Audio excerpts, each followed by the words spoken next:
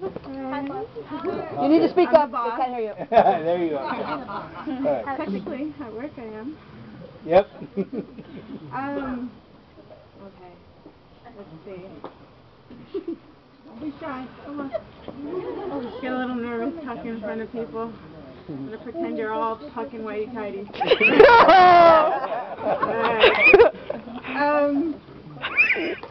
I don't know if a lot of you guys know how we met. We met at church, and actually Lynn hooked us up. Yes, I did.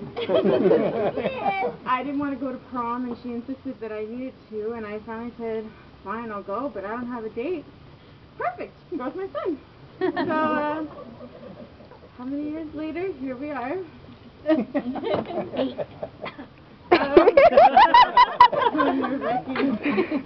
How many years was that? 7. 7? 8 years, I think it is. The audience.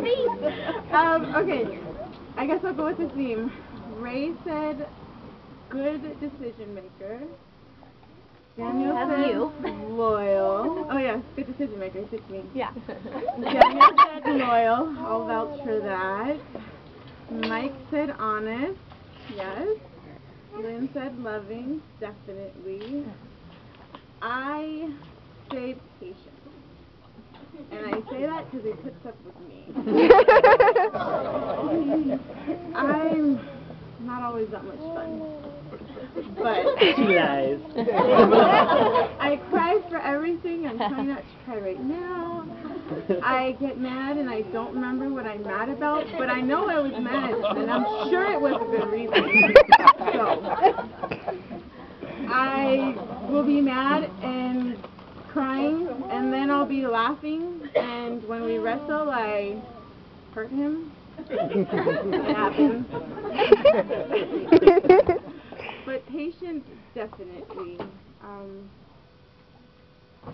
An amazing and wonderful and the best boyfriend that I could possibly have.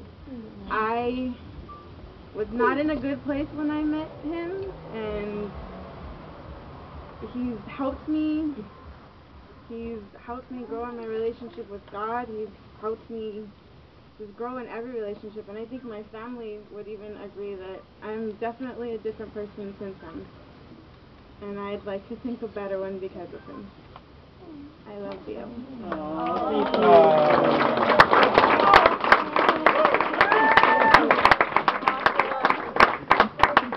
Well, I think I want to say something now. Okay. That was the last one. Yeah, growing up, I know I probably had ADD, and my medicine was this or a belt. I really, yeah, or the metal spoon from my mom. It was wooden spoon, actually. What? It was wood. It was a wooden spoon. It's called paleta. That thing shined in the dark. It was metal. It's the stars you saw.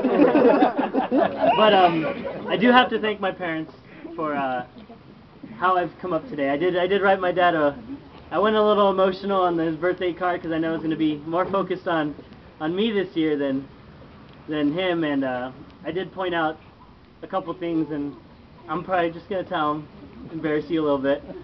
But I put on there that he's helped me with my relationship with God. He put me in the right direction I needed to go. I also put that, you know, seeing them in their marriage, you know, sometimes it gets really rough. In every marriage, it gets really rough. And I've seen them persevere and make it through hard times.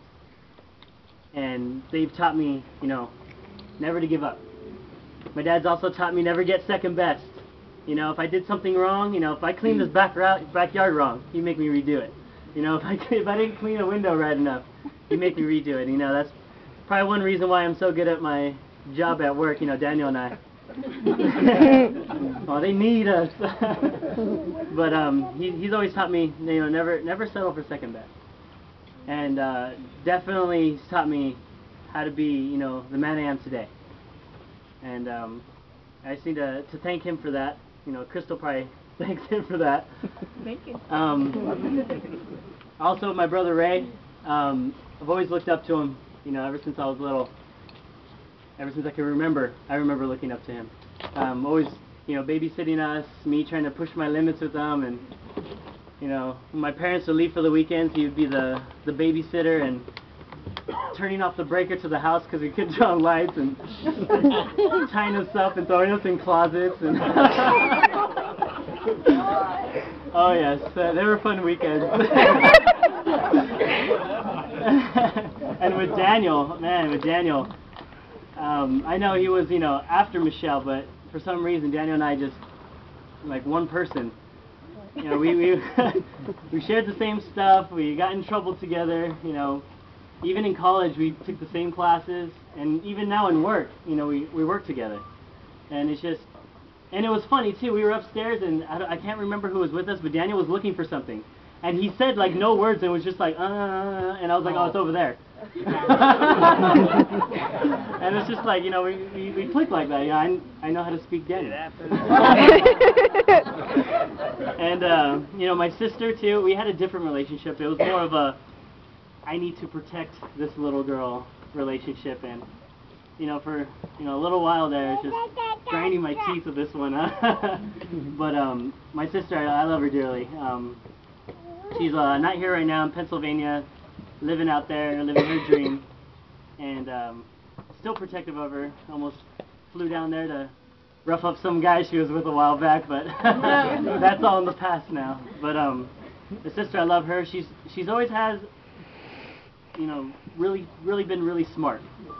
You know, out of all of us, she's probably the one, you know, graduated with high honors. You know, really book smart. And whenever I needed some help in something, you know, she always had, you know, good answers. You know, good things to come back with. And you know, when we talk now too, my long drives back home from here, and from Glendora, sometimes I call her up and, you know, we have these good conversations. And you know, I love my sister too. You know, she's not here today.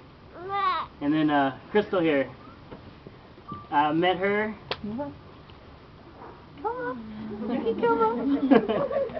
I'll roast you a little bit. No, yeah, my mom kind of hooked us up. I had. Go ahead, sit down. You can sit down, Krystal. My mom kind of hooked us up on that one. I remember the night still clearly. It was a kind of surprising night. I had just broken up with my other girlfriend probably like 2 months before, so I was like whatever right now, you know, doing whatever. I remember I was up late. It was like 11 o'clock, and I was typing something on the computer, you know, report that I was taking forever on, and then I was procrastinating until the last day. It was like a Sunday night, and the phone rings, and I'm like, who the heck is calling at 11? And then my mom picks up the phone, and she goes, oh, it's for you. For me? And I pick it up, and it's Krystal, and she's like, can't get her words out. And even prior before this, we were like friends for 2 years before this. And so she asked me to go to prom with her. And I was like, sure, you know, we'll go to prom. Well, after that night, Ray was a chaperone for that night. and it was fun. It was fun. It was a lot more fun than what you guys think, you know, chaperone was. It was real fun. Yeah. That was not fun. Bad movie. We saw Wrong Turn that night. Scary movie. They saw Wrong Turn. I saw the back of his coat. That's the night I figured out that she really does not like scary movies at all. But after that night, you know, I felt more than just a friendship there. I didn't really know what it was then, but I was very happy. You know, I had just gotten out of, you know, breaking up with someone, whatever girl. And later on, and this is the night, and nobody really knows about it. I don't talk about it much. This part of it, and I don't even think my parents know about it. But there was a night, and we were up at Word of Life camp, and oh, that's me. My phone's blown up. Sorry. And we were playing a game, a night game of hide and seek. You find the counselors, you know, you get points for your team. And that night, my dad was hiding underneath the tarp, you know, with logs surrounding him. And some idiot kid decides he's going to start throwing logs into that tarp, seeing if there's any leaders in there. It's find the counselor, that's what it was, yeah, find your counselor. And so he decides, my dad decides, oh, you know what, I better say something because I don't want to get hit. So he starts getting up like, hey, I'm right here. And the kid threw the log and it hit him right in the chin. And I wasn't there, so I didn't see it. But I just hear these, you know, people talking, you know, there's a counselor got hit in the face, you know, with a log. And I'm just like, who was it? Who was it? And then I find out it's my dad. And then they start telling me there's all this blood. And then they're telling me they had to rush him down the mountain, take him to the emergency room. And so I am boiling up in rage, ready to find this kid to kill him. And so I am in a blind rage now. And like inside, like outside, I look okay, but inside, everything's just going, you know, I'm mad, I'm sad, I'm worried, I'm ready to kill someone. All these emotions are going through me. And the counselors are starting to freak out because they can't find me, and I'm making sure they can't find me. And I'm asking other kids, hey, do you know who did it? Do you know who did it? You know, trying to figure. And I probably was never going to find this kid, but you know, I was out alone, you know, trying to find this kid. And I remember somebody grabbing my hand, and then after, like, I was ready to, you know, to pull off, and I turn around and it's Krystal, and she found me, and she's like, are you okay? And she starts talking to me, and like I was okay. It was weird. It was a weird feeling, and like all the rage, all the anger just started slowly going away, and she stayed there holding my hand and was just like, you know, I was like, hey, you know, let me go. You know, I need to go. And she was just like, no, I'm not gonna let go. And at the time, she was one of my really good friends, and so I was like, okay. And then we sat down for a little bit in the little amphitheater they had. We were just sitting there, and she was just, you know, trying to talk me down, and I was okay, you know. And it was then I realized, wow, you know, after all these counselors, you know, were trying to talk me out of whatever before I took off, you know, really good friends too, you know, just nothing, it was just bouncing off, you know, it's like trying to talk reason into a drunk, you know, it just wasn't going to happen that night, you weren't going to talk reason into me. And, you know, for her to be able to, you know, calm me down, you know, subdue whatever was inside of me, was really something special. And then that night I knew that, you know, this was a real special person in my life. You know, whether she was going to be my girlfriend or whether she was going to be, you know, a real good friend, I needed her to at least be in my life some way or another. And, you know, my dad came back also that night, and, you know, he was okay. They actually had to put counselors outside our cabin to make sure I didn't sneak out at night. But, you know, it was a good night after that. You know, I realized, you know, even though my dad he came back, he said he was okay, you know, I started feeling better. But you know, it wasn't until later I started realizing, you know, this person's, you know, really special to me. And so, you know, after that summer, her birthday came along, and then I asked her to be my girlfriend, or to be my girlfriend on her birthday, and we did a little surprise party for her, and she does not like surprises, so she was really mad. And then she was really happy. But ever since then, you know, I felt like we have taken the right path together, you know, the right decisions, you know. Found a church together. My mom hooked us up, so I know she was in with the family already. And, you know, there's just really not much more to say about Krystal. I mean, she is sometimes so loving. She, like, people can do her harm, and she will still be like, oh, I forgive her. And sometimes it's scary. Like, I have to protect her, too. Be like, oh, don't trust this person. Get away from her. But I know that deep down inside that this is the person for me.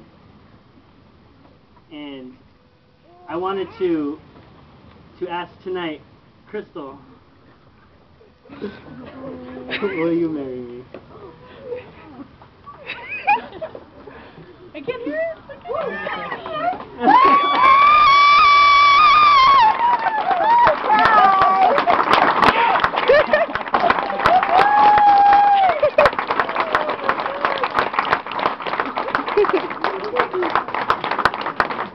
She didn't want to cry tonight.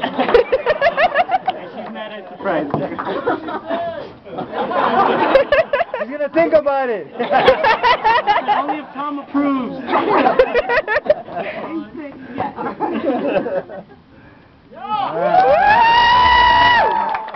Well, put the ring on. Yeah. Go ahead, you can put it on. Put the ring on. Baby!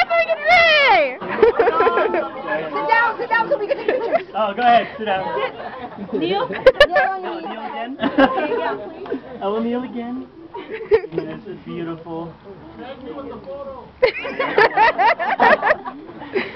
Go ahead, show it off. Oh.